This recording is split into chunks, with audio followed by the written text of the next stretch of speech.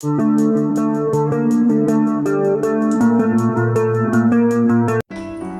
Guys, எல்லாருக்கும் வணக்கம். இன்னைக்கு ரிவிட்டில் பெயிண்ட் எப்படி பண்ணுறதுன்னு பார்க்க போகிறோம். ஃபர்ஸ்ட் நியூ கிளிக் பண்ணுங்கள், ஆர்கிடெக்சரல் டெம்ப்ளேட் கிளிக் பண்ணுங்கள், ஓகே கொடுங்க.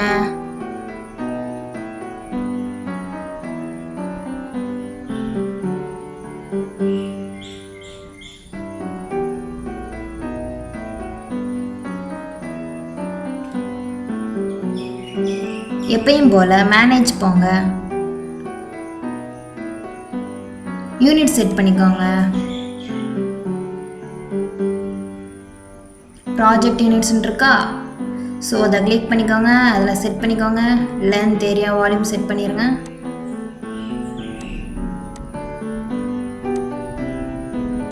செட் பண்ணிட்டு ஓகே கொடுத்துருங்க. Okay okay. நெக்ஸ்ட் நம்ம எத்தனை லெவல் வேணும்னு செட் பண்ண போகிறோம். ஸோ நான் சவுத் சைடு வைக்கிறேன். இதை செட் பண்ணா செட் பண்ணிக்கோங்க, இல்லைன்னா நீங்கள் டயக்ராம்குள்ளே போங்க.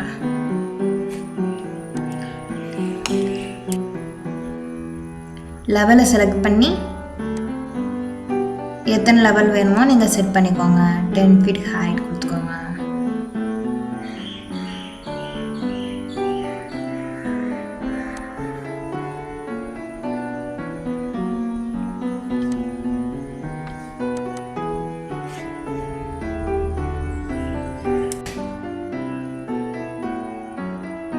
நெக்ஸ்ட் வால் எடுத்துக்கோங்க.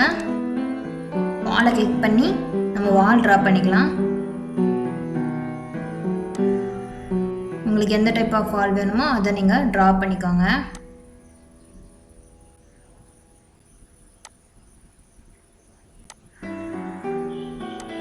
இந்த மாதிரி உங்களுக்கு எவ்வளோ ஏரியா வேணுமோ அதை வச்சு ட்ரா பண்ணிவிட்டு 10 feet ஹைட் அன்கனெக்டடில் இருக்குது, 10 feet ஹைட் கொடுத்துக்கிறேன்.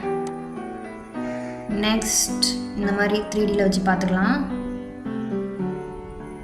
மேனேஜ் போங்க, மெட்டீரியல்ஸ் இருக்கா, அதை கிளிக் பண்ணுங்க.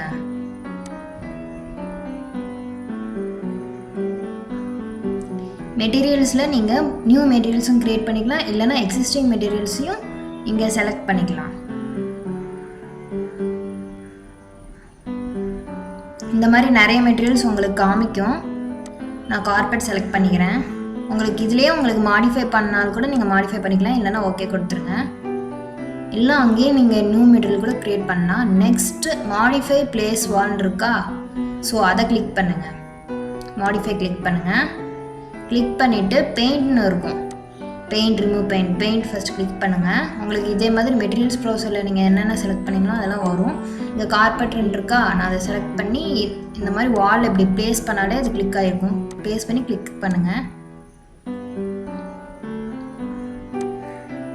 ஒன்றா செலக்ட் பண்ணி கலர் அப்ளை ஆகும். இது வந்துட்டு 2D ஃப்ரேம் வயர் ஃப்ரேமில் இருக்குது. ஸோ நம்ம ரியலிஸ்டிக்காக சேஞ்ச் பண்ணிக்கிட்டோம்னா நம்மளுக்கு சூப்பராக தெரியும். இருங்க, செட் பண்ணிட்டு சேஞ்ச் பண்ணுவோம். எந்த சைடு வேணுமோ அதை கிளிக் பண்ணி செலக்ட் பண்ணிக்கோங்க. உங்களுக்கு அங்கே செலக்ட் ஆகிடும். இந்த மாதிரி ரொட்டேட் பண்ணி பார்த்துக்கோங்க. ஸோ டன் கொடுத்துருங்க. இதை ட்ராக் பண்ணிவிட்டு கீழே உங்களுக்கு ரியலிஸ்டிக்குன்னு இருக்கா, ஸோ அதை கிளிக் பண்ணுங்கள். கிளிக் பண்ணால் உங்களுக்கு பார்த்தா உங்களுக்கு தெரியும் வால்லாம் பெயிண்ட் ஆகிடுச்சாச்சு. இந்த மாதிரி தான் கலர் கொடுக்கணும். ஸோ நம்ம இதை தள்ளி வச்சுட்டு அகைன் நியூ மெட்டீரியல் எப்படி கிரியேட் பண்ணுறதுன்னு பார்க்க போகிறோம். மேனேஜ் போங்க.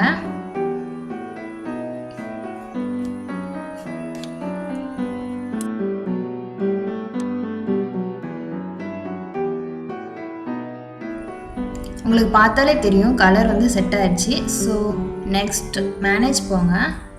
மேனேஜை கிளிக் பண்ணுங்கள். மெட்டீரியல்ஸ் இருக்கும், மெட்டீரியல்ஸை கிளிக் பண்ணுங்கள். அதில் நம்ம நியூ மெட்டீரியல் க்ரியேட் பண்ண போகிறோம். அங்கே சர்க்கிள் ப்ளஸ் இருக்கா, ஸோ க்ரியேட் நியூ மெட்டீரியல் இருக்குது. க்ரியேட் ஆகிடுச்சு நியூ மெட்டீரியல். ஸோ நீங்கள் இந்த சைட் பார்த்தீங்கன்னா டிஃபால்ட் நியூ மெட்டீரியல் இருக்கும், அதை ரீநேம் பண்ணுங்கள். உங்களுக்கு எந்த நேம் வேணுமோ அதை சும்மா டைப் பண்ணிக்கோங்க. நான் மெரூனை டைப் பண்ணுறேன். மெரூன்னு கொடுத்துக்கிறேன். டைப் பண்ணிட்டு இந்த ஷேடிங்னு இருக்கா, கலரில் போய் உங்களுக்கு என்ன மாதிரி கலர் வேணுமோ அதை நீங்கள் சூஸ் பண்ணிக்கோங்க.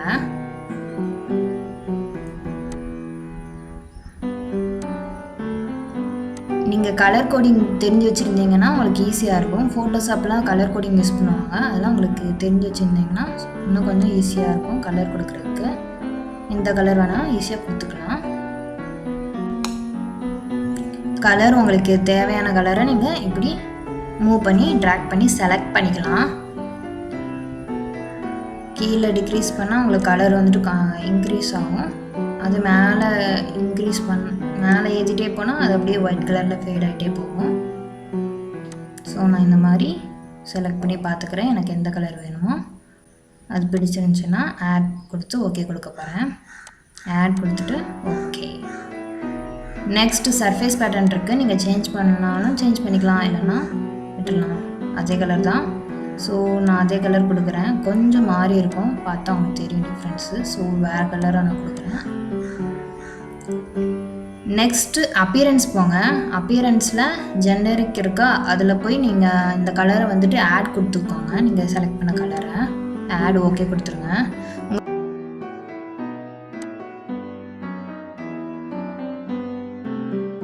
இப்போ நீங்கள் இமேஜை கிளிக் பண்ணுங்கள்.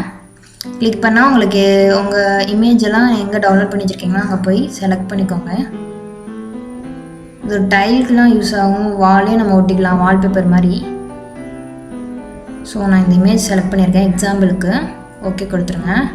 கொடுத்துட்டு மாடிஃபையில் போய் பெயிண்ட் இருக்கா, பெயிண்ட் மாதிரி எடுத்து நீங்கள் அந்த இமேஜை சர்ச் பண்ணுங்கள். நான் மெரூன் கொடுத்தேன்னா ஸோ எம்மில் தான் இருக்கும். மெரூன்னு டைப் பண்ணுங்கள், இல்லைன்னா இதிலே சர்ச் பண்ணுங்கள் இருக்கும். ஸோ காணோம், நான் டைப் பண்ணுறேன் மெரூன். இந்த இருக்குது, உங்களுக்கு பார்த்தா தெரியும். ஸோ அதை கிளிக் பண்ணிட்டு நீங்கள் இப்போ டன் கொடுக்கக்கூடாது. ஃபஸ்ட்டு நீங்கள் பெயிண்ட்டுக்கு போகிறீங்கல்ல, போய் அதை சர்ச் பண்ணிட்டு எடுத்துகிட்டு அப்புறம் கிளிக் பண்ணணும் இதை. ஸோ மெரூன் அகைன் நான் தேடுறேன். மெரூன் கிளிக் பண்ணிக்கோங்க. இந்த மாதிரி செலக்ட் பண்ணிக்கோங்க. செலக்ட் பண்ணிட்டு ஜூம் பண்ணி பார்த்தீங்கன்னா உங்களுக்கு அந்த இமேஜ் வந்துட்டு வாலில் இருக்கும்.